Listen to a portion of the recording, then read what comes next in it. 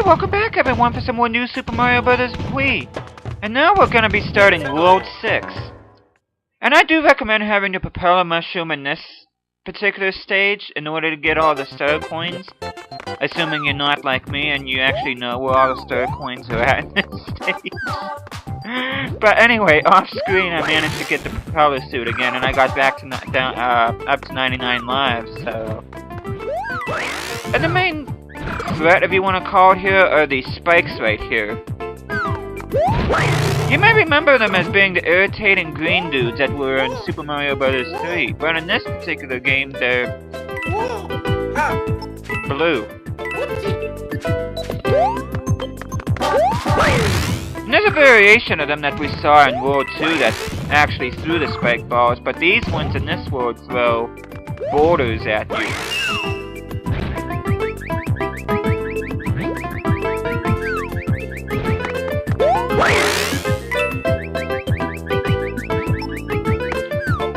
If you're like me and just playing this casually, then you can pretty much use the propeller mushroom to just cheese your way throughout the stage. To be honest with you, I was trying to figure out where all three of the star coins were, but at the same time though, I really didn't want to screw around too much. Because while I was recording this, I was actually recording the rest of World 5, and I recorded all of World 6 in one shot. So I really didn't want to waste too much time on a particular stage just because I really didn't want to record too long, whereas my computer can't handle it or anything. If you do this the right way, you can actually pick up the ice blocks and actually throw them and collect all the coins before the piece switch wears off, but as you can see there, I screwed up at the very first ice block, so...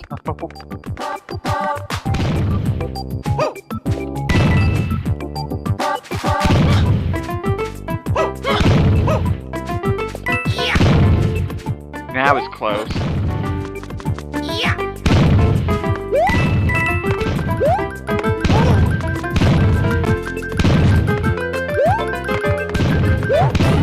And I actually get the item that I wanted to get on that roulette block.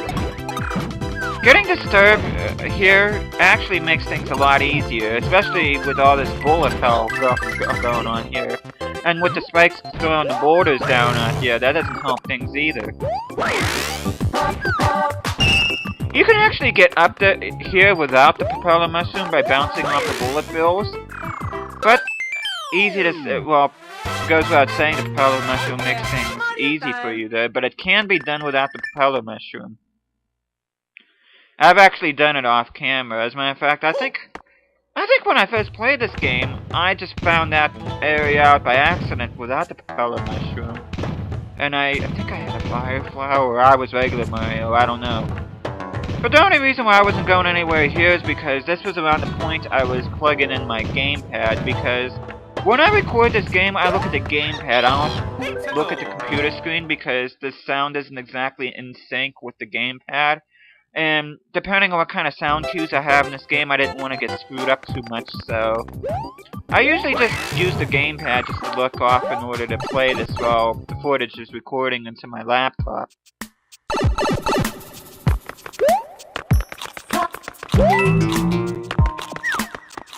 I always did enjoy those spinning platforms.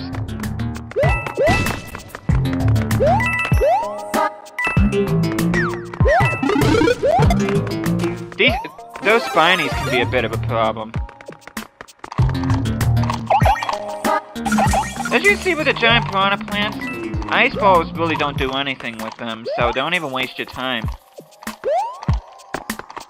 We do need the spiny in order to get the first star coin here.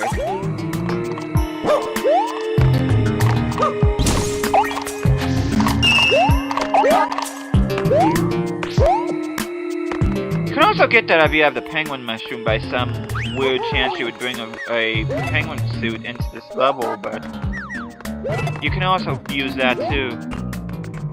You see there's a block there. That really doesn't give you much of anything besides a few coins, so I just didn't even bother with that.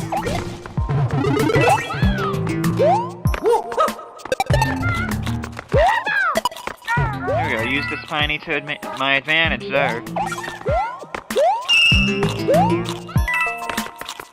Of course, make sure you freeze that piranha plant in order to get the second star coin. And once again, the swoopers, I think, are more of a nuisance than an actual threat. And as far as the third star coin, I do think it's in one of these spinning platforms. I don't think I waited long enough, but eventually there's a pipe that you have to go down and it leads you to the third star coin. But I think at this point I was getting pretty much impatient because these are rather big spinning platforms.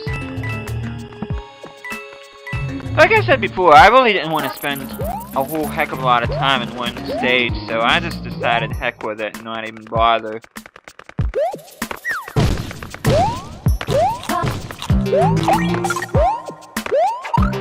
Now, this section, for some weird reason, I made it a lot harder than what it should have been. What? Instead of just actually going and avoiding the Sludge Brothers and going to the exit pipe, I was trying to get the power block like it would have made any kind of difference. And it ended up costing me an ice flower because for some reason Mario wouldn't get on top of the question block. Yeah, I'm not exactly sure what I was trying to accomplish there, but... Anyway, we're at the end, where Spiny greets you at the staircase. And I was close to getting the top of a flagpole, but no cigar.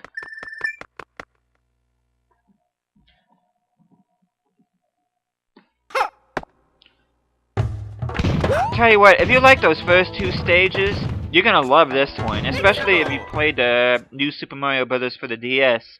Because this is one of those underground pipe levels, I think it was from World 2, that I enjoyed very much. And as you can see here, it looks a lot like it. I'm not sure if you can actually wall jump to the top without hitting that question switch. I don't think you can, but... And I almost got hit by that piranha plant there. Just checking to see if there's anything secret up there. And you do want that fire flower in this level because pretty much the only enemy you'll find here are piranha plants in order to destroy with fire. There are buzzy beetles too, but... Actually, I think the buzzy beetles are more of a problem than what the piranha plants are in the stage. Especially when you get later on in the stage, you get the upside down buzzy beetles.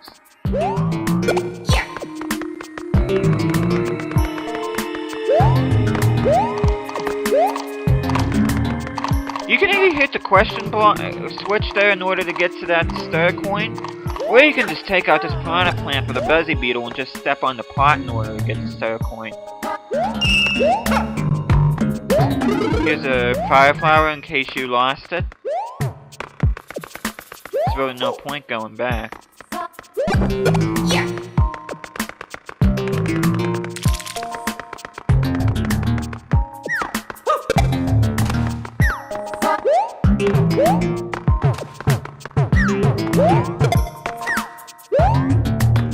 Yeah, you just gotta make sure that you don't let the buzzy beetles ambush you here. Which I almost got a stupid hit on that one.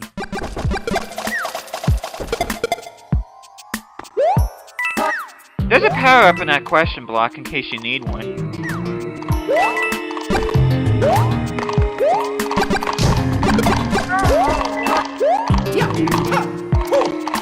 And if you wall jump up here, it actually takes you to a secret area.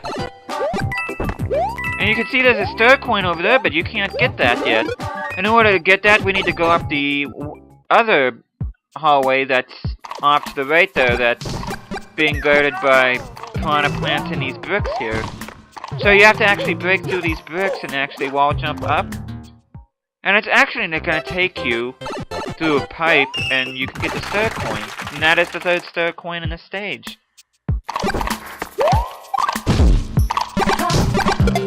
Now that we got all three star coins, we can actually focus on getting out of here. The walking piranha plants shouldn't be too much of a problem, and neither should these giant piranha plants.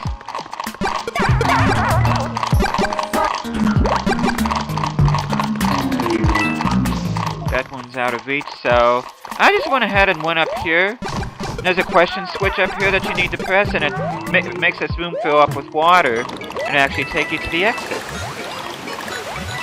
Now, you do kind of have to hurry here, which, as you can see, you don't have to eliminate every piranha plant you see, but it's best just to go ahead and swim up here, because you really don't have a whole heck of a lot of time to swim up top before the question switch wears off and the water recedes, and you have to do it all over again.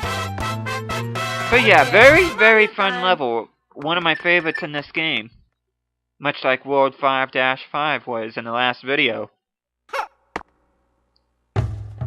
Usually I only do about 3 levels per video, but I'm actually going to go ahead and just do World 6-4 here and show that off. And there's a particular reason why I want to show this one off.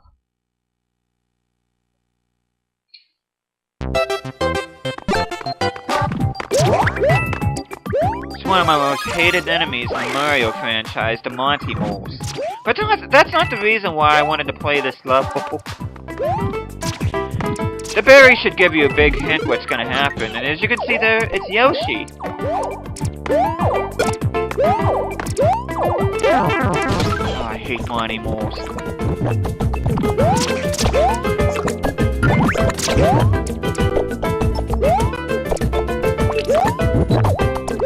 See, with Yoshi, you can actually just eat the Monty Moles, whereas with Mario, you kind of have to jump and then mess around with them that way. Could have just used Yoshi's flutter jump in order to get that star coin, but I decided to use that other method because I was already down there.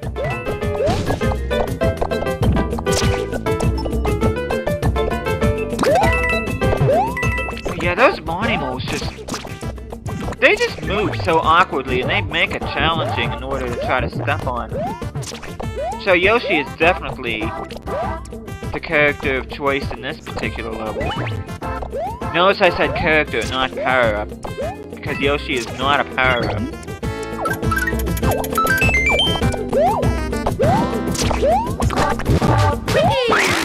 I completely screwed that up. Really didn't want to lose Yoshi there, but I had no choice in that regard. Good thing there is another Yoshi ahead. It seems to me that there was another star coin down there, but I kind of chickened out, so I didn't check it out.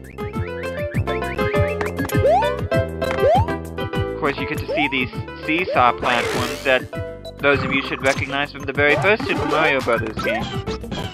As you can see, there's a second Yoshi, and it's a yellow Yoshi. I kind of wonder why they didn't have it like in Super Mario World, where different colored Yoshis have different effects if you have a shell in Yoshi's mouth. Because I thought that was pretty awesome when you did that in Super Mario World. But yeah, I ended up sacrificing Yoshi twice though, which the second time was kind of necessary in order to get the third star coin, but that first Yoshi I lost. That was pretty much poor play on my part, so yeah, I feel bad for Yoshi, but it is for the greater good, I suppose, so yeah. But I think I'm gonna end things off here, so thank you guys so much for watching this. Hope you guys are enjoying the series. I'll be seeing you guys again next time.